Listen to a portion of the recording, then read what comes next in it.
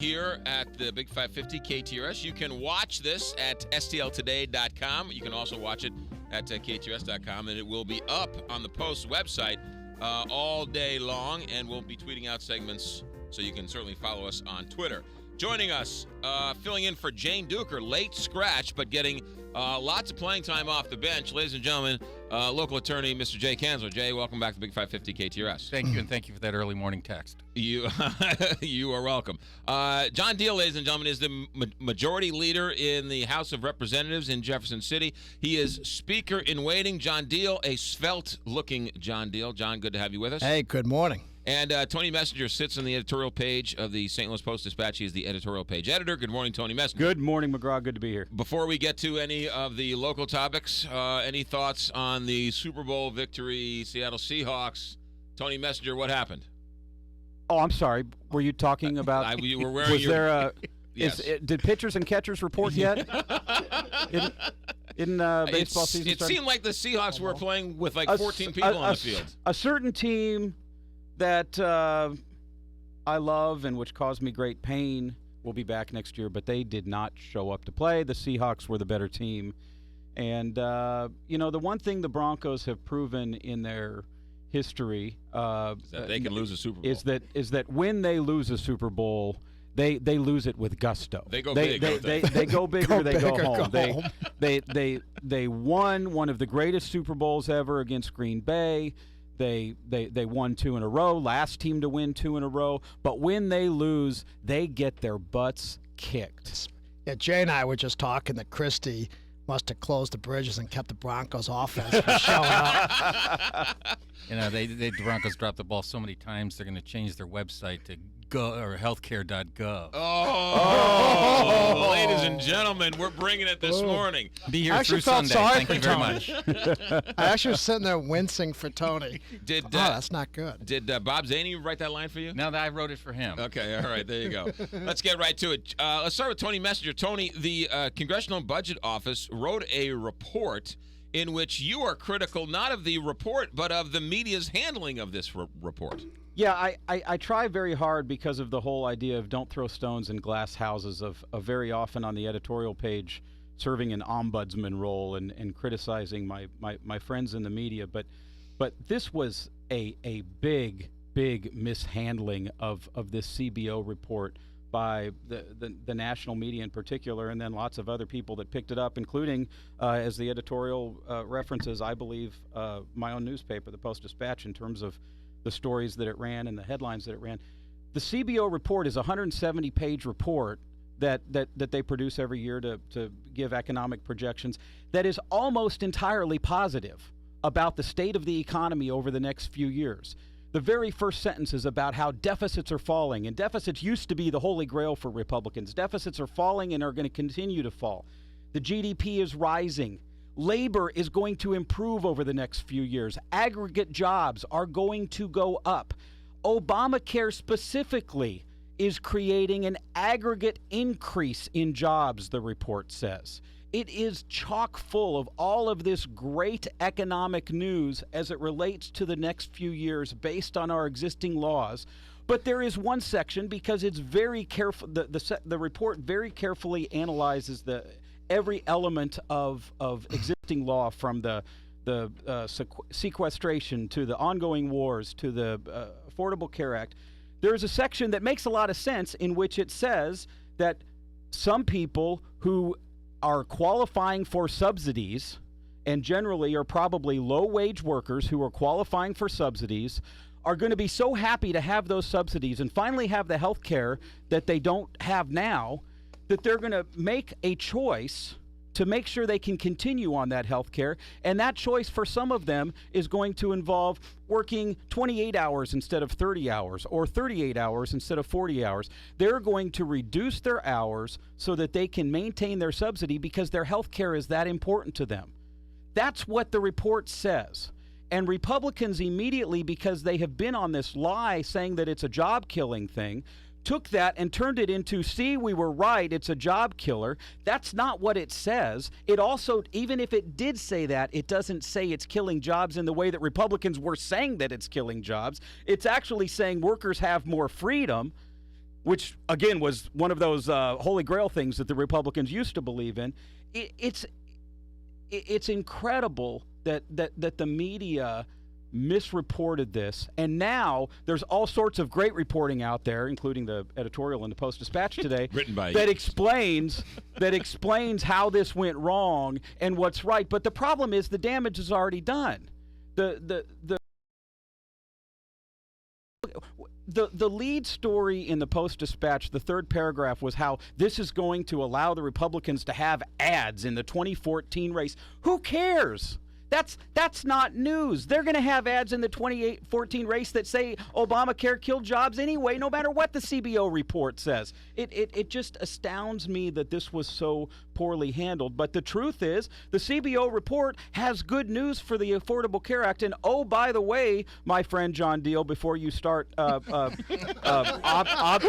the truth about the CBO report, one of the other nuggets in the CBO report is that it predicts that states like Missouri, which have not expanded Medicaid, will be expanding Medicaid, and thus creating the larger pool for more people to have insurance and thus save more lives, because the financial realities around it dictate that that's what's going to happen. That's Tony Messenger. John Diehl waiting patiently. The floor is yours. I was just thinking, how much lipstick did we just put on that pig? Read the report. I mean, my goodness. I mean, look, this report started touching on what we know. And it's clear that the CBO director testified before Congress that it creates a disincentive for people to work. He also testified that it reduces unemployment. Tony, he testified yesterday Tony. that it reduces unemployment. That's what he said. Okay. It creates a disincentive for people who are on the lower end of the economic spectrum to find a job, get to work, and make themselves sustainable over the long term. And that's what we've always thought about some of these social welfare programs. And when we looked at, keep in mind, when Bill Clinton did welfare reform back in the 90s, it was with that very thing in mind. And that's probably one of the good things that he did was when they did that, they gave and block granted money to states to let states develop the solutions on welfare reform. And this is with the Health Care Act to try to solve this problem. They didn't do that. It was, we're going to set up a socialist model and make one size fit all for all the states. We see, and it was interesting, you read other studies that show that there's a lot of capital that's sitting on the sideline in this country. So there's probably in some respects the economy does improve because it was so bad a couple of years ago. So naturally it's going to improve a little bit. But if you take a look at the trends on how fast this country has come out of the last recession compared to how it has come out of other recessions, it's a very, very slow, unsteady climb.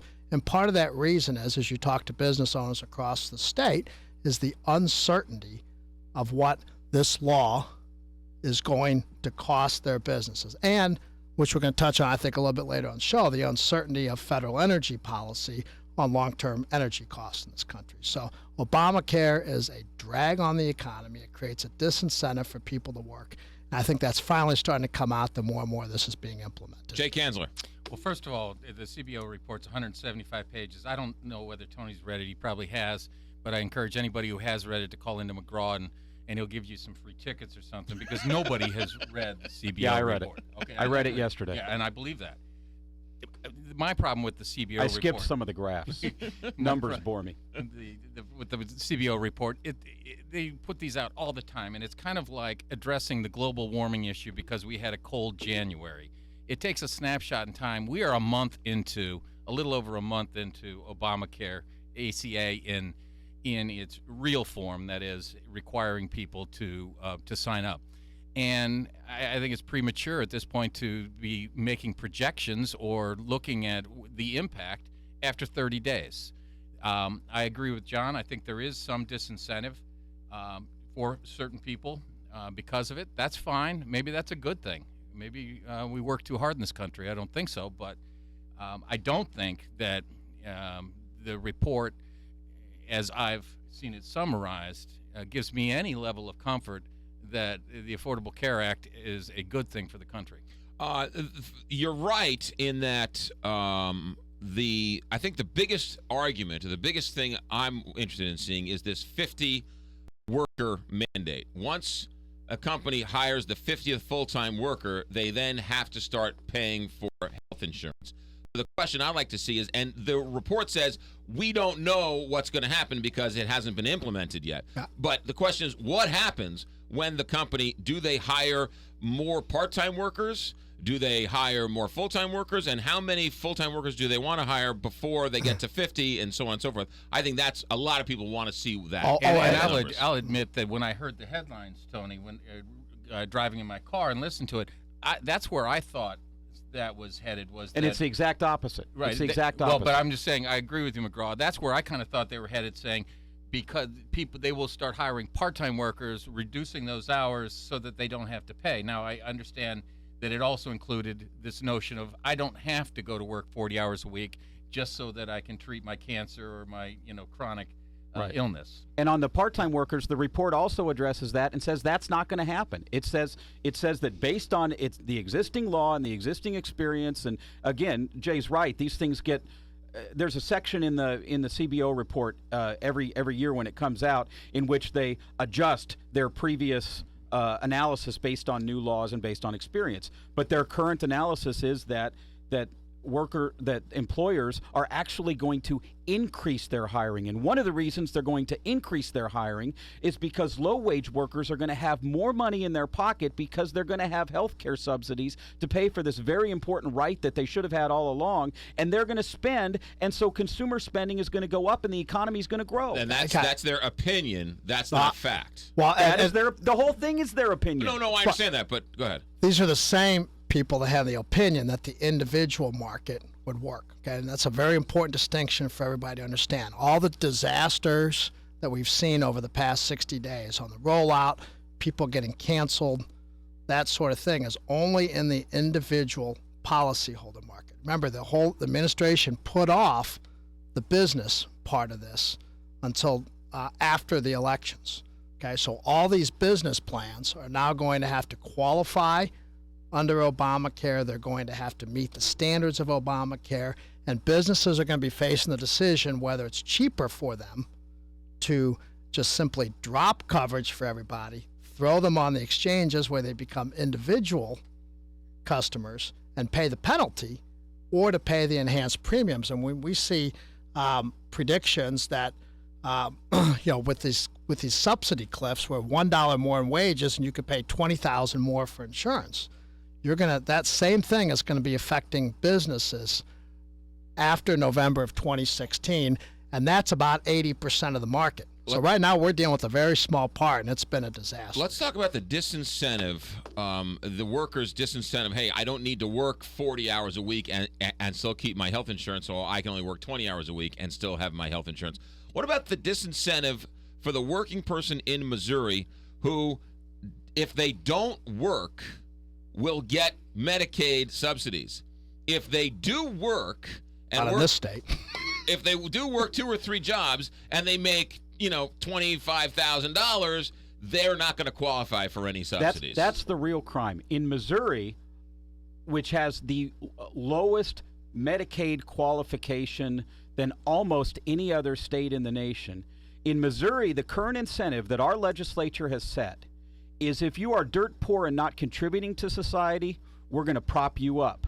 But if you're a working man who's out there trying to support your family, but you just don't make that much, you're not getting anything. Too bad. So the incentive in Missouri, if the CBO were to do a report based on current Missouri legislative policy, which is the existing Medicaid subsidy level, Missouri's disincentive for work would be one of the worst in the nation. Oh, Tony, and that's because we haven't expanded Medicaid to a reasonable level so that working people have an incentive to keep working. That is fundamentally untrue.